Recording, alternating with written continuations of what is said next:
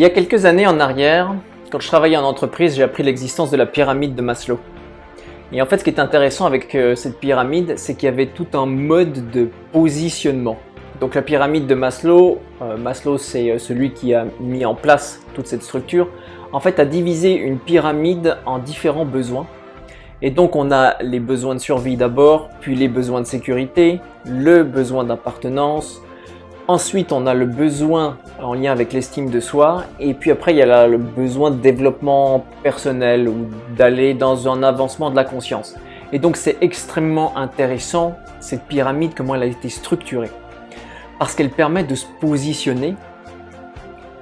Et du coup, c'est un outil de travail qui peut être utilisé aussi pour l'énergétique.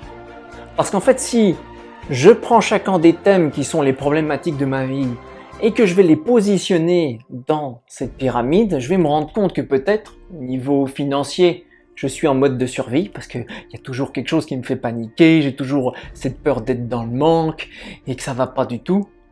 Que si je dois travailler l'énergie de me faire voler mon produit, de me faire voler quelque chose en lien avec ce que j'ai découvert et autres, je vais être dans ce besoin de sécurité parce que je l'ai déjà trouvé, donc la survie c'est bon, mais il y a une notion de mais est-ce que c'est sécurisant si j'en parle? Et si j'en parle trop, est-ce qu'on va me voler le truc? Est-ce que je suis sur écoute quand je parle des choses?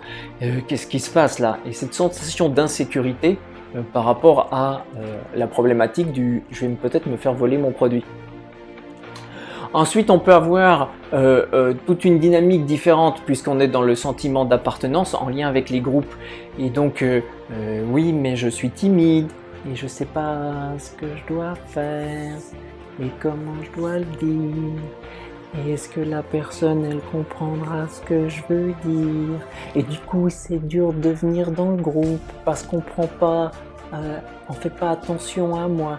Et en même temps, comment est-ce que je vais construire ça?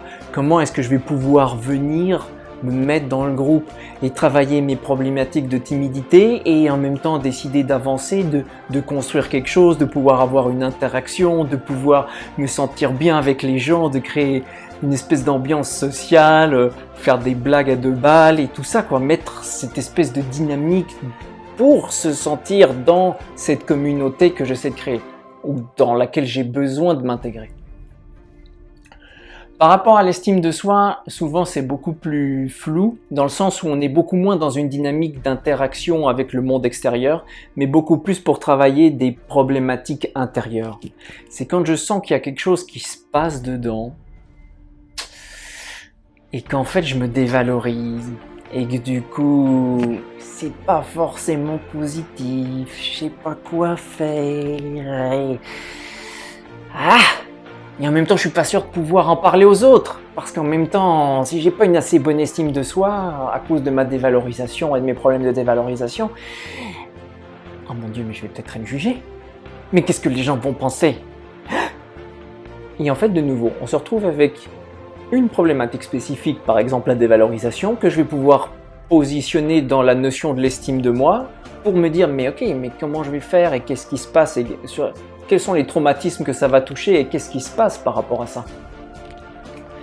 Et puis par rapport à ce qu'il a mis dans les besoins de développement personnel, ce qui est intéressant, c'est comme si tout ce travail énergétique qu'on fait et tout ce qu'on met en place, c'est comme si tout était déjà dans ce palier de développement personnel. Parce que si on va explorer cette notion énergétique et de développement de soi, on réutilise la pyramide de Maslow, mais pour cette partie de développement personnel, mais en allant se focaliser sur nos points faibles pour mettre en place ce qu'il y a à mettre en place.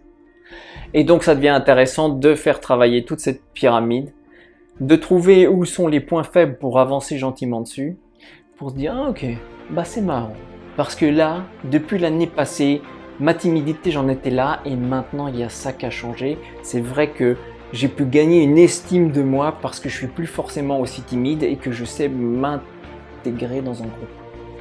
Et donc, étape après étape, je peux évoluer et faire grandir mon positionnement dans cette pyramide par rapport à ce que je travaille sur moi.